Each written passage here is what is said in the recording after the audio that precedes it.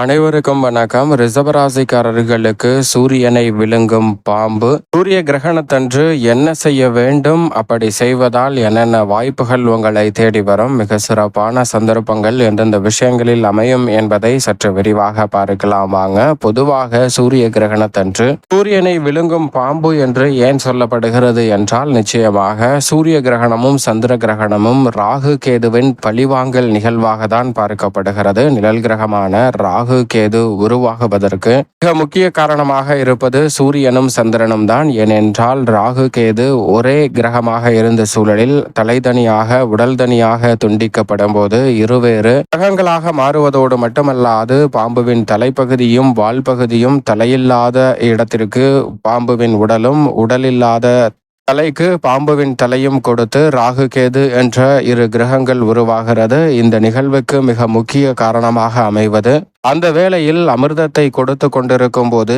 இறைவனும் கூட தன்னுடைய ஆற்றலை இழந்திருக்கிறார். ஆனால் சூரியனும் சந்திரனும் இறைவனை எச்சரிக்க அதை உணர்ந்து அமிர்தத்தை கொடுக்கக்கூடிய வேளையில்தான் அந்த அசுரர் பெற்று பருகக்கூடிய வேளையில் இறைவன் மோகினி அவதாரத்தில் இருந்த விஷ்ணு தலைதனியாக உடல் தனியாக வேறு வேறு திசையில் அவற்றை வெட்டி சாய்க்கிறார். அதன் அடிப்படையில் தான் இந்த ராகு கேது உருவாகிறது. அதற்கு பிறகு கடுமையாக வரமிருந்து இறைவனிடம் கிரக அந்தஸ்து பெறக்கூடிய இந்த ராகு கேது எவ்வளவுதான் மனித வாழ்வில் அதிரடியான மாற்றத்தை ஏற்படுத்தினாலும், சுக்கிரனுக்கு இணையாக கொடுக்கக்கூடிய பலனை ராகு பெற்றிருந்தாலும், சந்திரனுக்கு இணையாக மன வலிமையையும் மனத்துவத்தையும் அள்ளி கொடுக்கக்கூடிய வகையில் மோட்சக்காரகரான கேது பெற்றிருந்தாலும் கூட இந்த நிகழ்வு அவர்களை பாதிப்பதால் எப்போதுமே சூரியனையும் சந்திரனையும் மட்டும் பழிவாங்கக்கூடிய நிகழ்வாக சூரிய கிரகணம் நடைபெறுகிறது.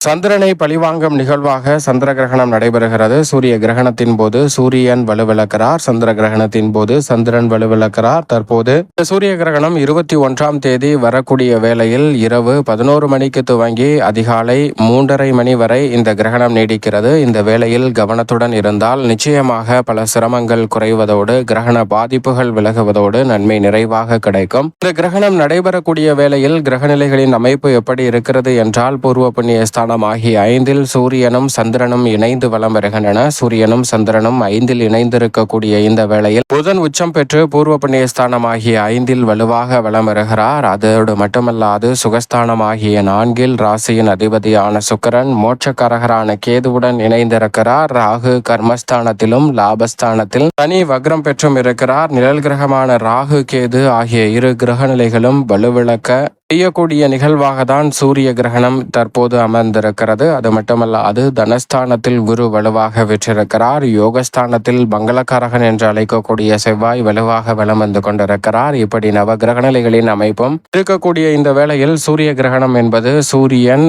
பூமி, சந்திரன் ஆகிய மூன்றும் ஒரே நேர்கோட்டில் வரக்கூடிய வேளையில் சூரியன், சந்திரன், பூமி என மூன்றும் ஒரே நேர்கோட்டில் இருக்கும் போது சந்திரனின் நிழல் பூமியின் மீது விழுவது சூரிய கிரகணம் என்று அழைக்கப்படுகிறது. அதாவது நாம் வசிக்கும் பூமிக்கு சூரியனுடைய ஆற்றல் நேரடியாக வந்து கொண்டிருக்கும். ஆனால் அப்படி வராமல் நடுவில் சந்திரன் வந்து தடுக்கிறார். அப்படி தடுப்பதால் சந்திரனின் நிழல் பூமியின் மீது விழுகிறது. முழுமையாக சூரியனிடமிருந்து கிடைக்க வேண்டிய ஆற்றல் கிடைக்க இயலாத ஒரு அமைப்பு தான் சூரிய கிரகணம் என்று பார்க்கப்படுகிறது. எனவேதான் சூரியன் வலுவிழக்கும் தருணமாக பார்க்கப்படுகிறது. உண்மையில் சூரியன் வலுவிழக்கிறாரா என்றால் நிச்சயமாக இல்லை.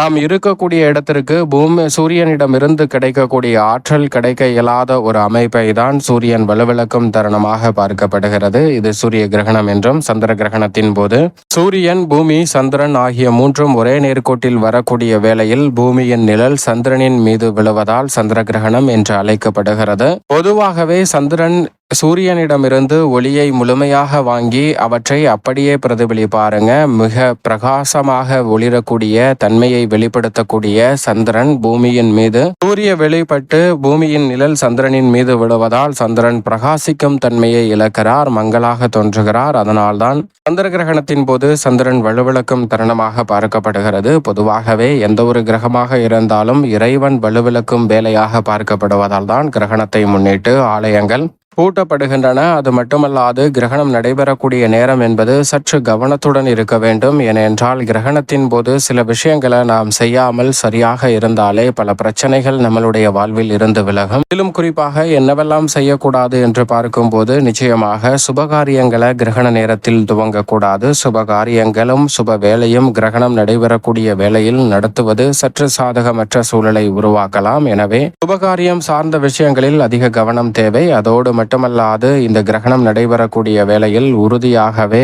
மற்றவர்களுடன் தேவையற்ற வாக்குவாதங்களை தவிர்த்திடுங்க. அது எதிர்மறையாக அமையலாம். அதோடு மட்டுமல்லாது கூர்மையான ஆயுதங்களை பயன்படுத்தி செல்லக்கூடிய பணிகள் எதுவாக இருந்தாலும் அதை தவிர்ப்பது நல்லதாக அமையும். அது மட்டுமல்லாது இந்த வேளையில் பயணங்களை மேற்கொள்வதை உறுதியாக தவிர்ப்பது நல்லது. புதிய பயணம் துவங்குவது, பயணிப்பது போன்றவற்றை தவிர்ப்பது நல்லதாக அமையும். தவிர்க்க முடியாத பயணம் என்றால் கிரகண தோஷத்தை நீக்கக்கூடிய வகையில் தற்பையை உடன் எடுத்து செல்வதால் கிரகண தோஷம் சற்று கட்டுக்குள் வரும். நீங்கள் எதிர்பார்க்கக்கூடிய வாய்ப்புகள் சாதகமாக அமையலாம். இல்லை என்றால் சில சங்கடங்களை சந்திப்பதற்கான சூழல் உருவாகுவதற்கான சாத்தியக்கூறுகளும் உண்டு. எனவேதான் கிரகணம் நடைபெறக்கூடிய நேரங்களில் சற்று கவனத்துடன் இருக்க வேண்டும். அதே போன்று உணவு சமைத்தல், உணவு காய்கறிகளை வெட்டுதல் போன்றவற்றை நிச்சயமாக தவிர்க்க வேண்டும். உணவு சாப்பிடுதல், தண்ணீர் குடித்தல் போன்றவற்றையும் கிரகணம் நடைபெறக்கூடிய வேளையில் தவிர்ப்பது நல்லதாக அமையும். அதோடு மட்டுமல்லாது உங்களுடைய அழகை பேணி காக்கக்கூடிய வகையில் புதிதாக முகப்பொலிவுக்காக பல ட்ரீட்மெண்ட்களை எடுப்பது, பல முக்கிய பணிகளை மேற்கொள்வதை தவிர்க்க வேண்டும். குளித்தல், நகம் வெட்டுதல், முகம் முடி வெட்டுதல், பல் துவக்குதல் போன்ற பணிகளையும் நிச்சயமாக தவிர்ப்பது நல்லதாக அமையும். இந்த பணிகளை தவிர்ப்பதன் மூலம் நிறைந்த நன்மை உங்களுடைய வாழ்வில் உறுதியாகவே கிடைக்கும். அதோடு மட்டுமல்லாது இந்த தருணத்தில் முழுக்க என்ன செய்ய வேண்டும் என்றால் ஆலயங்கள் பூட்டப்பட்டிருக்கும் என்பதால் வீட்டில் இருப்பதே சால சிறந்த ஒரு அமைப்பாக பார்க்கப்படுகிறது. வீட்டிலிருந்து இறைவனை நோக்கி மன்றாடுவதும் நல்ல காரியங்கள் நடைபெற வேண்டும் என்று நேர்மறையான சிந்தனையுடன் இருப்பதும் நல்லது. அதே சமயம் தியானம் செய்யலாம். இரவு நேரம் என்பதால் ஓய்வெடுக்கலாம். பெரிய அளவில் பிரச்சனை இல்லை. இருந்தாலும் மற்ற நேரங்களில் வரும்போது பொதுவாகவே தியானம் செய்வது, உங்களுக்கு பிடித்த இஷ்ட தெய்வத்தை நோக்கி மன்றாடுவது நிறைந்த நன்மையையும் முன்னேற்றத்தையும் அள்ளி கொடுக்கும். எனவே இந்த வேளையில் இது போன்ற விஷயங்களில் சற்று கவனத்துடன் இருங்க. முக்கியமாக சூரிய கிரகணத்தை வெறும் கண்களால் பார்ப்பதை தவிர்த்து விட வேண்டும். சந்திர கிரகணத்தை வெறும் கண்களால் பார்க்கலாம், பெரிய அளவில் பிரச்சனை இல்லை. ஆனால் சூரிய கிரகணத்தை பார்க்கும்போது சூரியனிடம் இருந்து வரக்கூடிய ஆற்றல் என்பது அபரிவிதமான ஒன்று. எனவே கண்களுக்கு பாதிப்பு ஏற்படுவதற்கான சூழல் உண்டு. எனவே உறுதியாக சூரிய கிரகணத்தின் போது வெறும் கண்களால் பார்ப்பதை தவிர்த்திடுங்க. என்றவரை வெளியில் சுற்றாமல் இருப்பது நல்லதாக அமையும். அது மட்டுமல்லாது உறுதியாகவே கிரகணம் முடிந்ததற்கு பிறகு வீட்டை சுத்தம் செய்துவிட்டு குளித்துவிட்டு கிரகண தோஷத்தை நீக்கக்கூடிய வகையில் வீட்டில் இருக்கக்கூடிய தண்ணீரில் சிறிதளவு மஞ்சள் கலந்து வீடு முழுவதும் தெளியுங்கள். அப்போது கிரகண தோஷத்தினால் ஏற்படக்கூடிய சிரமங்கள் விலகுவதோடு உங்களுடைய வாழ்க்கையில் நிறைந்த நன்மையும் முன்னேற்றமும் உறுதியாக உங்களை தேடி வரும். அது மட்டுமல்லாது அறிவியல் படியும் சில முக்கியமான எதிர்வீச்சுகள் உள்ளிட்டவை வருவதற்கான சாத்தியக்கூறுகள் இருக்கின்றன என்றும் சொல்லப்பட்டிருக்கிறது. எனவே குழந்தைகள், கர்ப்பிணிகள் சற்று கவனத்துடன் இருப்பது நல்லது. கர்ப்பிணி பெண்கள் அதிக கவனத்துடனும் விழிப்புணர்வுடனும் இந்த கிரகணம் நடைபெறக்கூடிய வேளையில் இருந்தால் நிறைவான நன்மை கிடைக்கும். முற்றிலுமாக வெளியில் சுற்றுவதை தவிர்த்து வீட்டில் ஓய்வெடுப்பது சிறந்த அமைப்பையும் நற்பலன்களையும் உங்களுடைய வாழ்வில் உறுதியாக கொடுக்கும் என்பதில் சந்தேகமே இல்லை.